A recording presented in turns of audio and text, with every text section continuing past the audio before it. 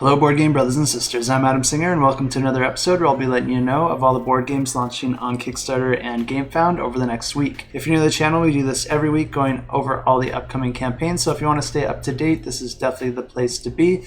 But if you want to stay even more up to date, definitely go ahead and check out Board Game Co's channel. I'll leave a link to that right up here. But at the start of every month, he puts out a video covering the campaigns launching over the next 30 days, and he goes into detail of all those different games. So if you want to see a little bit further into the future and give your wallet advance notice of what's to come, you'll definitely want to check that out, and you'll definitely want to check out his other videos as well, because he goes into a ton of detail on these different games, offering different reviews and should you back videos, and also gets into the details of what he thinks you may or may not like, as well as the different nuances and technical details of the different games that are useful for understanding if these are campaigns that you actually do want to back in the end. Super useful stuff here, and he does a great job keeping it entertaining as well, and he even occasionally cracks some jokes, and they are even occasionally funny.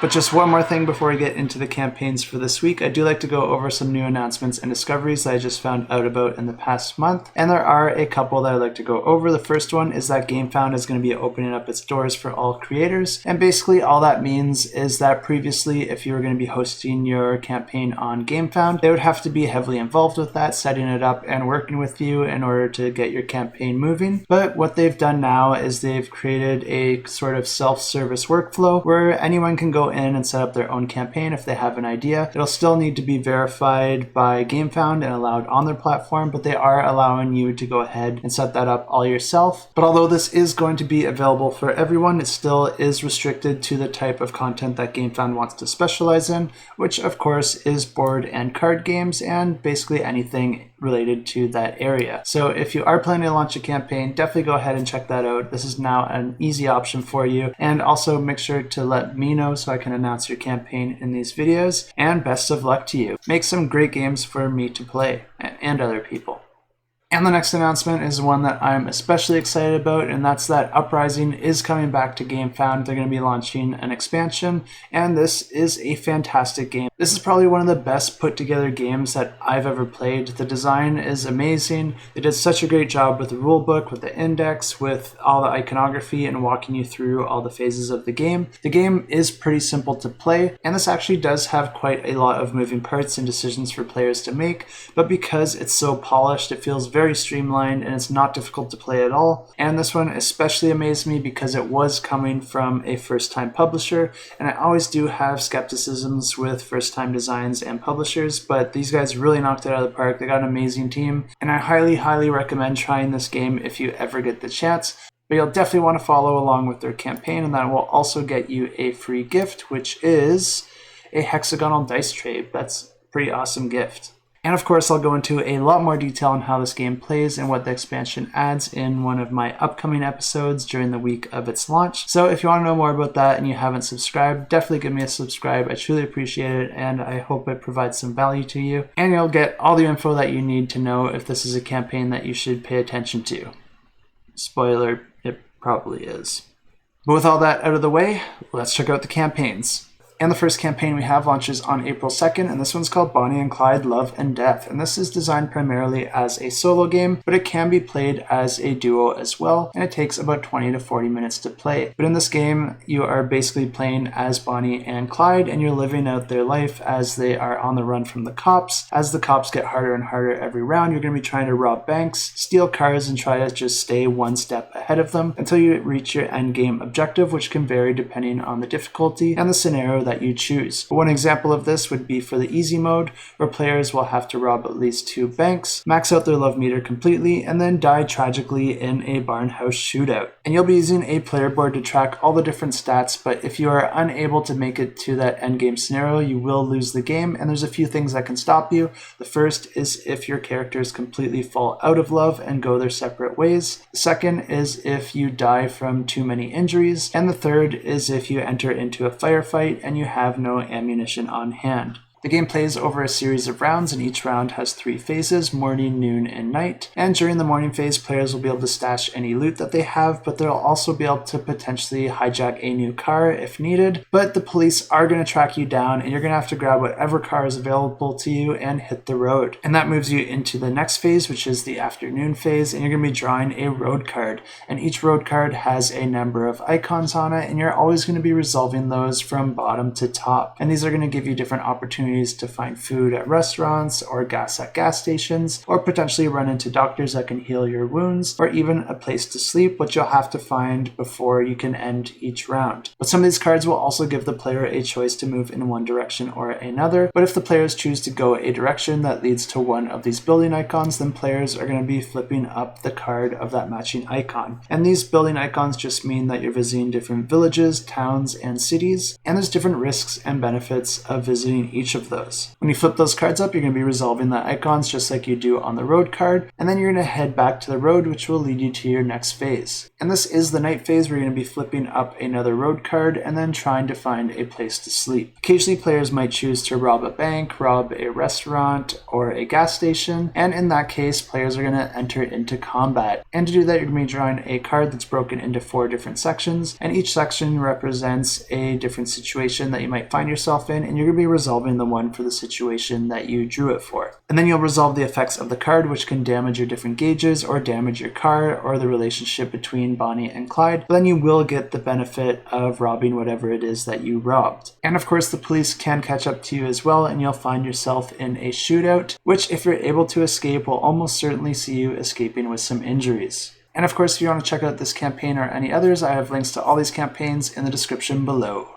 And launching on April 4th, we have Aldarra, and this plays 3 to 4 players. It takes about 90 to 180 minutes to play, and this is a campaign that launched in the past, and it's getting a relaunch now, so I did already cover this one, and I went into detail in that video, so I will roll that footage for you now. It is Aldarra, and this plays 3 to 4 players and takes about 90 to 180 minutes to play, and this is an airship combat strategy game that has elements of a 4X game. You'll be exploring tiles, producing different benefits and resources from those tiles, upgrading your tech tree, expanding your units, but also engaging in lots and lots of combat, because that is the main focus of this game, and that is the main way that you're going to be scoring victory points. So if you do like the elements of 4X games where you want to be a little bit more action oriented, this might be the game for you. The game offers a ton of different types of units, each with their own miniature, and they're each going to have some different advantages and disadvantages. And this is going to come in the form of the dice that you're able to roll, because the game offers 3 different colored custom dice, each with different distributions, and depending on the unit that you use, you're going to use some combination of those colored dice. And with the amount of combat that this game has, you can expect to die a lot,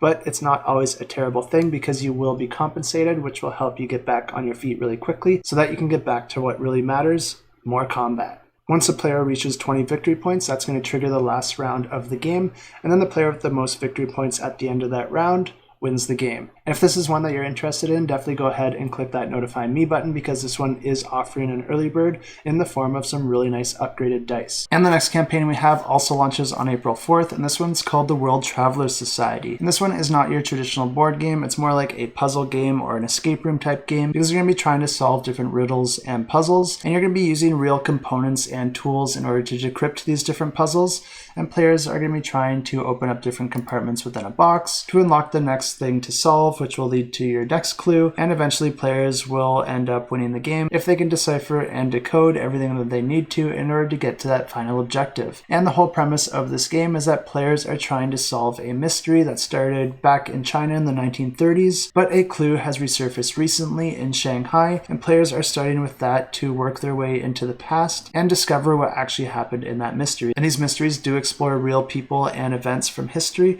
and I believe this one is the second in the series. And the game does offer a narrative that players will discover as they uncover those different clues, and if this sounds like a campaign that you are interested in, I have links in the description below. Also launching on the 4th, we have an RPG called Tokyo Otherworld, and this is an action-packed cyberpunk fantasy game that takes place in a dystopian future in Japan. And in this game, corporations, crime syndicates, and governments are struggling to maintain their power by controlling relics, temples, and rituals that grant them magical abilities. The players in this game are going to be taking on the roles of different privateers, ronins, or hired guns that are fighting for these different organizations, either for profit, honor, or revenge. And players will be exploring this world and engaging in whatever combat they need to try and maintain and control these different locations. And launching on April 4th, we have Barnyard, and this plays 2 players and takes just 10 to 20 minutes to play. And this is a drafting game where players are going to have a row of barnyard animals in front of them, and each turn players are going to be choosing one of those animals in order to use their ability,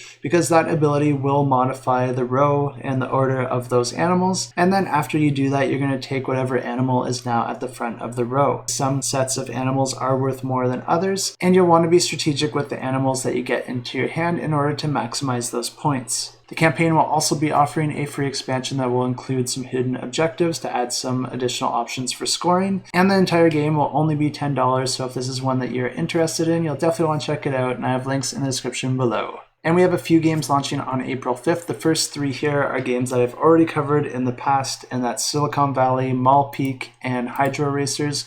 I've already covered some of these a few times, so I'm just going to roll the footage for all 3 of those right now. If you've already watched my previous videos and you understand these games, feel free to skip ahead in the timestamps below. But if you haven't, I'll have this footage here and I'll roll through all 3 of those right now so you can get a good idea of how these play and to see if they're games that you're interested in. Is another one from Scott Elm, so kudos to him for all the hard work and pumping out all these different games. But this one is called Silicon Valley, and it plays 1 to 4 players and takes about 60 to 90 minutes to play. And this is a game all about founding your own startup company, and this is in a world of limited ideas, limited funding, and limited talent. And you're going to be competing directly with your opponents to try and scoop up as much market share as possible, scoop up as much funding, acquire the best talent that you can, come up with your own ideas, and possibly gather some inspiration from your opponents as well and try to do it better. Players will be giving up their social lives altogether and then spending their Fridays and Saturdays editing YouTube videos.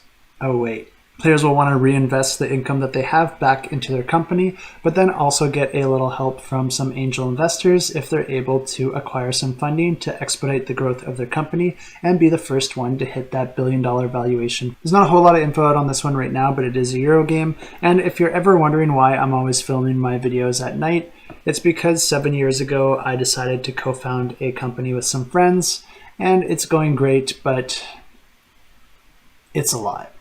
But when we do hit that $1 billion valuation, you can bet that there will be a lot more YouTube videos coming out of this channel. We have Maul Peak, and this plays 2 players and takes about 40 minutes to play. And this is an asymmetric tactical combat game where players will be playing either as a tribe of bears or a towering behemoth of a guardian. And this is a really interesting combat game because it plays a lot different than almost every other skirmish game. Players will each be using dual-purpose cards, which will allow a wide variety of movement and abilities that they'll be able to use to try and get an advantage on their opponent. And the thing that I think makes this game really interesting is that the player who's playing the tribe of bears is not only going to be moving the tribe across a series of locations on the main board, but they're also going to be traversing the actual opponent's behemoth as well, because that behemoth is also going to have its own board, and the bears tribe will have to climb that behemoth and perform actions in order to inflict damage and potentially win the game. This is a really interesting concept, but this isn't the first time that it's been done because this is actually a iteration on the game Skull Hollow, and you can kind of consider this the sequel to that game. This newer version is going to allow for all the guardians or heroes to be pitted against each other in any way you like. And if you do already have Skull Hollow but you'd like to play it with more players, you definitely want to check this one out because if you do mix the content together,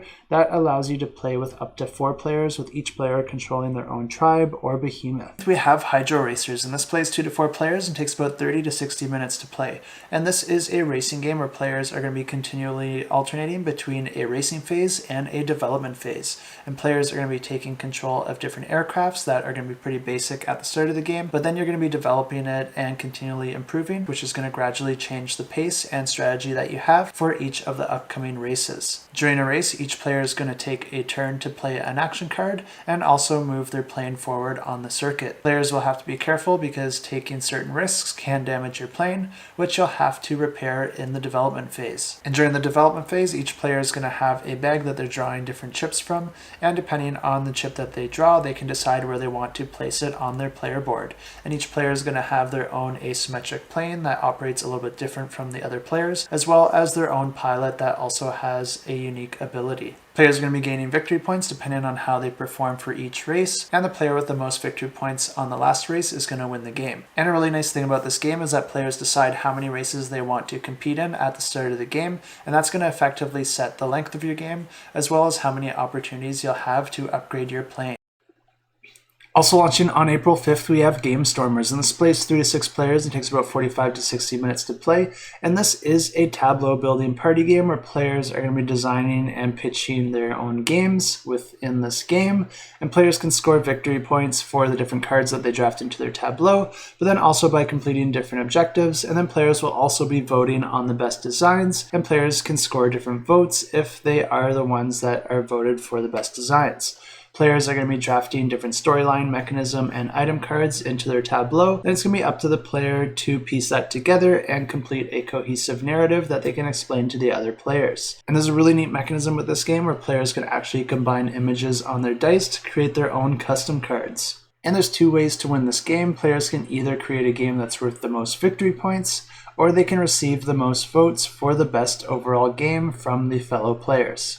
Also launching on April 5th, we have Gathering Gloom, and this plays 1 to 4 players and takes about 60 to 120 minutes to play.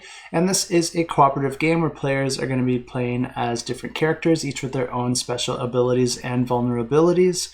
And these different characters can be a witch, a mad scientist, a vampire, a werewolf, a zombie, or a ghost. And players are going to be trying to resolve a series of crises at their mansions and businesses. Players are going to be gaining resources by performing different misdeeds and bejeweling residents to help them resolve these crises in order to win the game. And there's 2 things that players are going to have to worry about as the game progresses, because Gloom is going to gather every turn based on the events as well as the various cards that are drawn throughout the game. And players are going to lose the game if Gloom ever reaches 50, or if the fear that the villagers have about any single one of the players ever reaches 12 or more, because these players are trying to live their lives in secret, and if the fear gets too high, their family will be exposed for the monsters that they are. The village has 7 different locations that the players can visit, each with their own unique actions, and as soon as a player moves into a location, they'll be able to take that action. There's also a variety of buildings that players can mix into the game, having different buildings from game to game that will add some variability and some different unique actions for each time that you take this game off your shelf. On a player's turn, they're going to be rolling dice to determine the events that occur, and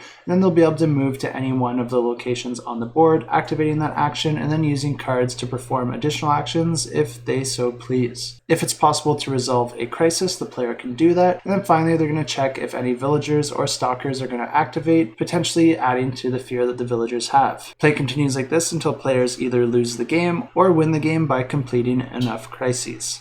And launching on April 5th, we have Hydroracers, and this plays 2 players. It takes about 40 to 50 minutes to play. And this is a strategic skirmish game where players are trying to be the last player standing. In this game, players are going to be moving around a board and taking actions in order to fire the squirt guns at their opponents and take them out of the game. Each player's team is going to be made up of 3 different characters that players will control, and then you're going to be spending actions in order to move those characters around the board, fire your Hydro Soakers at the other players, or draw yourself off in order to recover health points. Something that makes this one unique from some other skirmish games is that your Super Soakers can run out of water, so you have to make sure that you're filling them up at the different fill stations out on the board. And of course, a good Super Soaker battle is never complete without some solid snacks on hand, and players will be able to gather snacks in the form of different ability cards, and eating that snack will grant you a special ability that you'll be able to use to your advantage. Special events will also be drawn periodically, which can harm or help the players. And players will alternate their turns performing their actions until there's only 1 player standing, and then that player wins the game.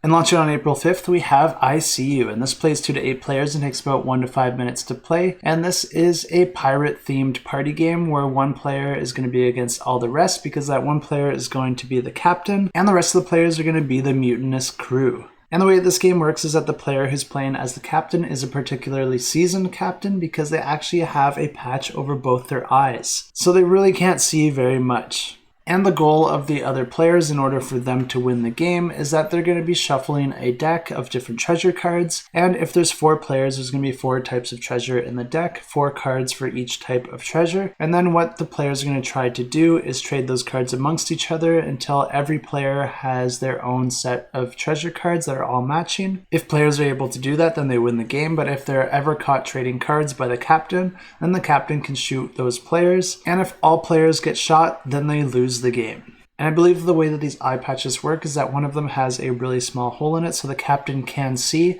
It's just very limited and there's absolutely no peripheral vision. And launching on April 5th, we have Legacy of Thracks, and this is a competitive game for 1 to 4 players that takes about 90 to 150 minutes to play. And this is a game where players are going to be playing as different heroes with different upgradable abilities and different action cards in their own action deck that they're going to be playing with. Players are going to be competing against each other to be the first to unlock a series of magical portals. But the catch here is that's just one of the play modes, and this game offers a whole variety of play modes and a bunch of different variants as well, so there's a ton of different ways to play this game. And players can also play this in a semi-cooperative mode where there is a common threat that they're all going up against. And the premise here is that players are playing as different clans that have for the most part lived in peace, but they've discovered that there is an ultimate power behind a series of portals, and the first player that will get there gets that power and will win the game. And in the semi-cooperative mode, the Evil Shadow Clan is also trying to reach that first in order to use that power to end the world. But the way this game works is that it blends together mechanisms of a Euro game and an Ameritrash game, but players are essentially going to be moving around the board, performing actions like you would in your classic Ameritrash game, but moving around is going to cost you money, so you'll also want to build roads to reduce that cost and also get some money from other players if they happen to use your roads. So you're going to be placing out little road tokens out on the board, and players will be able to capture villages to gain special abilities,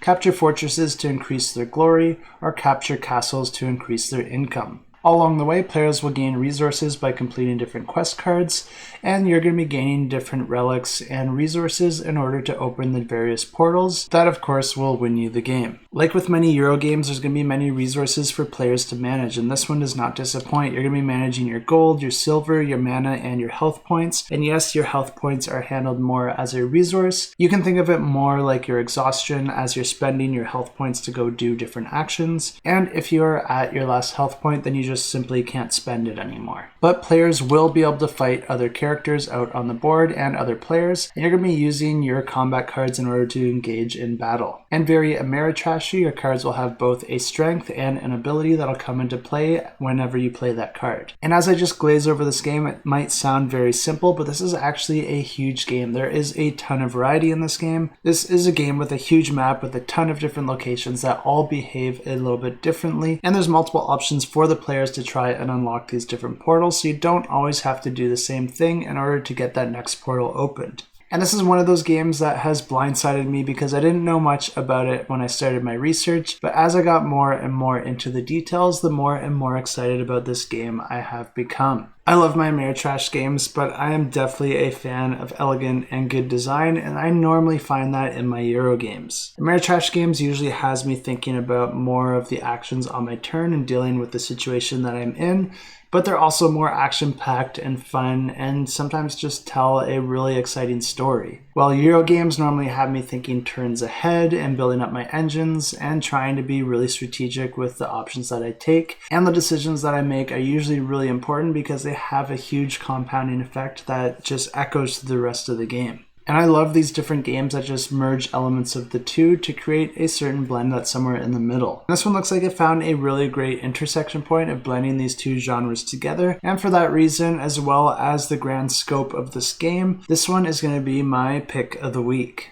And this one is more of a sandbox type game, which isn't really the style of game that I normally go for, but I'm trying to look at this from more of an objective standpoint, not my own personal preferences. And I think this one has a lot to be excited about. It's definitely one to look more into, and there's already a ton of content out there if you want to learn more about this game. And if you watch any single one of these content creators that have actually played the game, they'll do a great job of telling you exactly how grand and big this game actually is. This looks like a game that's going to give players a lot of great options and a lot of opportunities for you to feel very clever with the options that you choose. And something that's really interesting about this game is that it also has a complete storybook. And no, I don't mean a narrative campaign or anything like that. It's just literally a storybook that you can read about the world and the history and what led up to the game that you're now playing in. And if all that sounds interesting to you, you'll definitely want to follow along, because if you back in the first 48 hours, you'll also get a free miniature with your pledge. Oh wow, look how sunny it just got all of a sudden. That's crazy. I definitely didn't just wake up from an 8-hour nap. And that's definitely not coffee here in the background. Also launched on April 5th, we have Proxy War, and this plays 2 to 8 players and takes about 120 to 180 minutes to play. And this is a competitive political game where players are going to be playing as different powers, either as the government, as rebel forces, or as a foreign power. The game's inspired by some other games like Catan and Diplomacy, and blends in different elements to create a whole new experience. And the way that this game works is that it plays over 10 rounds, with each round having 3 phases. There's the Gather Resources phase, the Negotiation and Alliance, and then the Action phase. For the Gather Resources phase, players are going to collect resource cards from the tiles that they control out on the board. And then we have the Negotiation phase, where players are going to work with their allies and enemies to reach their goals, and players will be allowed to trade resources and decide if they want to build factories together. And then during the action phase, players will be able to take turns performing the different actions that are available to them. And these different actions are to build, move, support, or bombard. Depending on the type of superpower that you're playing as, you're actually going to have a different endgame objective that will trigger you winning the game. If you're playing as the rebels or the government, then your goal is to try and eliminate the other. Or if you're playing as a foreign power, then your goal is to try and exploit the war and gain 10 victory points before the other players trigger their condition. The first player that does this wins the game, but if you're playing with a higher player count, then you'll actually have 2 winners in this game. And launching on April 5th, we have some expansions for Maglev Metro, and this plays 1 to 4 players and takes about 60 to 90 minutes to play. And these are going to be 3 different expansions, and each of them are going to introduce 2 new maps into the game. But you'll also be able to get the core game in the campaign as well. And the way that this game plays is that this is a type of train game, but it's not your traditional train game where you're buying stocks and moving resources around the board. Instead, this one is more of a pick up and deliver as you're building a metro system. And this one actually takes place in the future, so your passengers aren't only humans, but they're also robots trying to get to their various destinations. And the way that this game plays is pretty simple. Players are going to be alternating turns, taking just 2 actions on their turns, and these actions can be things like placing tracks, building stations, or delivering passengers to different locations out on the board. And the really neat thing here about delivering the different passengers is that each delivered passenger actually goes onto your own player board, and there's going to be a few different areas on your board for different actions and abilities and scoring opportunities. And whenever you're putting these passengers onto your board, you'll be upgrading each of those. And these can also modify some different aspects of your trains, like their overall capacity, how many people they can pick up at a single time or drop off, or also enable the train to go in reverse direction. But your overall goals might change later in the game, so there is also a space on the board that allows you to rearrange the different passengers in order to alter your overall upgrades. And that's something you'll want to time appropriately to get the most out of your actions with your changing needs. And another really neat aspect of this game is that when you're placing your tracks out on the board, you can actually put tracks across other tracks. And the way you do that is simply by putting the tile on top of another tile that's already played. But the reason this works so well is because this game actually uses clear acrylic tiles with the tracks printed on them. So you can actually see the tracks underneath the other tracks, and it really creates a nice aesthetic for all the players. And players will be scoring points from a few different sources at the end of the game. First, they're going to be getting points for the passengers that they're able to get on their own personal player board, but then players will also get points for the different track tiles that they're able to put out on the board. And then players will also be able to fulfill different objective cards, and if you're able to fulfill those, then you'll also get points from those. And finally, if you upgraded certain scoring objective abilities on your own personal player board, then you'll also get bonus victory points for fulfilling any of those. And the 3 new expansions are each going to come with 2 maps, and these are going to introduce some new map-specific rules, new technologies, and new landscapes and challenges for players to face. And the different expansions are called Moon Bases and Mars, where players will be able to go into outer space. And then we have Mechs and Monorails, which is going to introduce 2 new recessed maps, which is also going to have oversized mech pieces, VIP passengers, and special mech hubs. And then finally, we have London and Paris. And the London map is going to introduce different districts that players will have to unlock. And then the Paris map will introduce picket lines and strikes as players try to avoid a little unrest and keep the trains moving.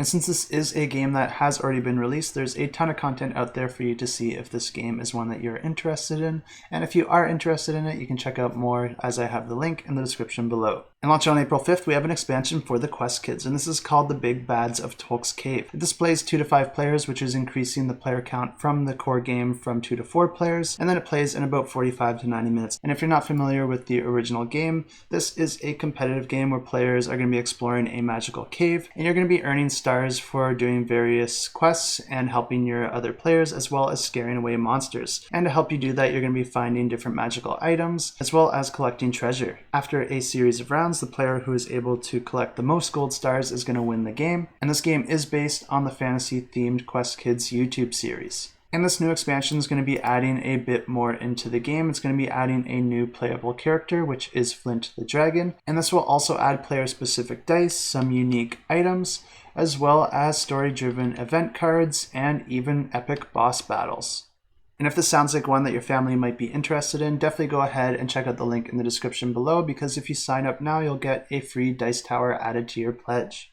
And the next campaign, also launching on April 5th, is for some game coming from some company known as Cyanide and Happiness. And there's really not a whole lot more info on this game. They're keeping it really hush-hush, but if you do sign up in advance, you'll get a free figurine added to your pledge. But if you're not familiar with Cyanide and Happiness, they created a few really awesome party games so far. And I'm definitely not the type to go out of my way to play party games, but if I am playing a party game, I'm always happy to play Joking Hazard, where you're creating different comic strips with different unexpected outcomes, which really turn into a lot of laughter. And they've also released another game called Trial by Trolley, which is one that I thought looked like a lot of fun, and I backed it, and I never actually got to play it because I brought it to my friend's cottage and we didn't end up playing it that time. But then COVID happened and I haven't been back up there in 2 years, but it did look like a lot of fun. And with the types of games that this company makes, you can expect to see something similar. I expect that this will be a party game, and there'll probably be some gruesome artwork and questionable themes in the game. And 28,000 followers is crazy. And the next campaign is going to be offering 2 different games, and the first one is called Ajisai, and this plays 2 to 3 players and takes about 15 to 30 minutes to play. And this is an abstract strategy game with a really nice aesthetic, where players are going to be trying to get the most of their colored flower out on the board, and each turn players will be able to place their flower out on the board. But there's also going to be a few actions where you can swap and trade where those flowers are located, and the different colors will have different relationships with what they can be placed beside, which will be outlined on a card that can change periodically. And once the board is completely full, the player with the most of the color on the board wins the game. And the second game in this campaign is called Fujiyama, and this plays 2 to 5 players and takes about 20 to 30 minutes to play, and it does follow the same aesthetics, but there's going to be more of a tile placement focus in this game. And players are going to be placing their tiles, trying to match different seasons along the outer edge. A neat aspect of this game that players are going to be challenged with is that they don't have their own tiles. They're actually going to be getting 1 tile from the player on their left and 1 tile on the player on their right.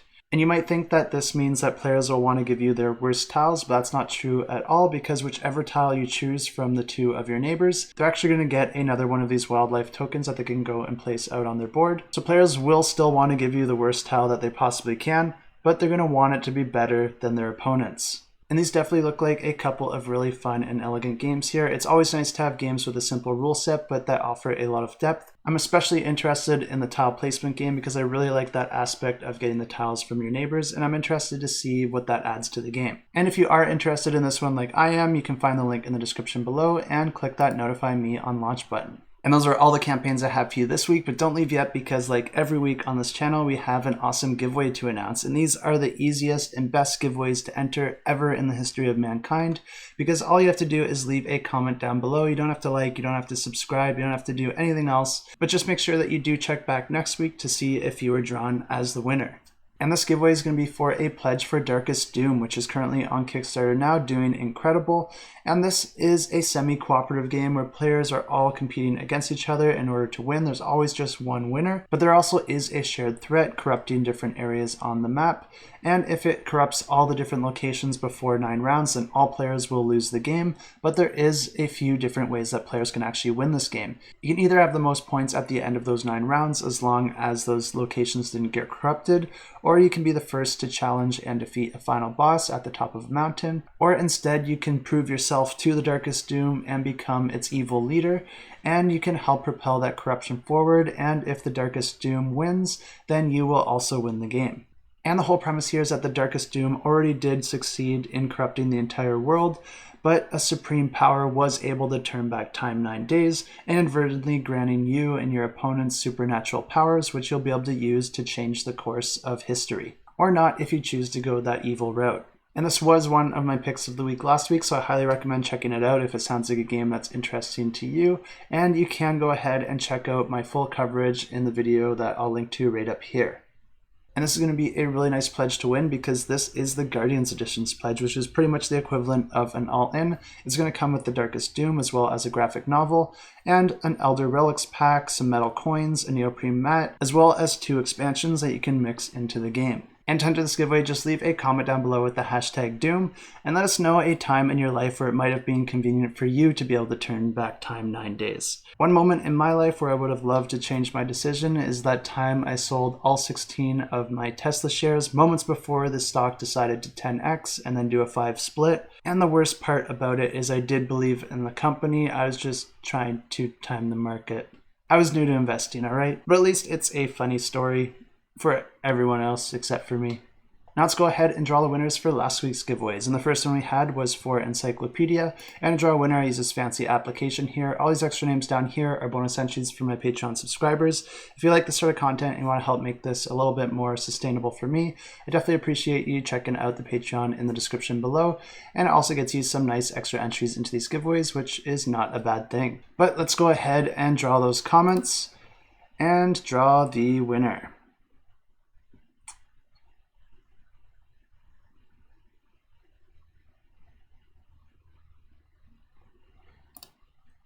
And the winner of Encyclopedia is Amanda Sheridan, and this is one of our Patreon subscribers, so congratulations, Amanda. I know a lot of people are excited about this game, so I'm really happy for you for winning this pledge. I'll reach out to you really soon, or just email me at adam@shelfclutter.com and we'll get the pledge all sorted out. And the next giveaway was for a pledge for Mercurial, and we're going to do the exact same thing here. Let's go ahead and draw those comments and draw a winner.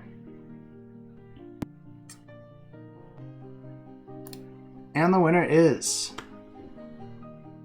Billy Indiana, and this is another one of our Patreon subscribers, so once again feel free to email me at adam@shelfclutter.com or I'll reach out to you real soon letting you know that you won yourself a pledge. And the last giveaway we had was for Micro Dojo Loyalty and Deceit, and we did this one a little bit differently. For this one, all you had to do was check out the Discord and then check out the giveaways channel and click the little emoji under the post there, and this will get automatically drawn real soon. If you're watching this video soon enough, you might still be able to enter that giveaway. So if you did enter, make sure to check out the Discord or check out your notifications if you have the app installed, and we'll get that copy of Micro Dojo sent out to you.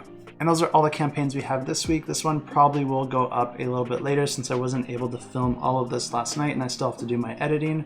And I'm really terrible at talking to a camera even after 2 years, and there's a ton of stutters and jump cuts that I'm gonna have to edit out. But it's been a pretty busy week and it's actually starting to get a little bit more sunlight here in Canada, which I'm super excited about. The weather here in southern Ontario was completely miserable last week, so I'm hoping that this time it gets warm and decides to stay that way. If you missed it, I actually just put up a video the other day going over the campaigns of February that I was most interested, and I didn't actually end up backing any of them, and I go into all my reasoning of why I didn't back any games. And if you want to know more about that and possibly have someone convince you to save some money, that might be a good video to go ahead and check out. I'll leave a link to that right up here. And if you made it this far in the video, or even if you didn't, I appreciate you stopping by and saying hello. And I just want to thank you for watching the channel and being a part of the community. So until next time, just keep being awesome. And until next time, keep that shelf cluttered and the table full.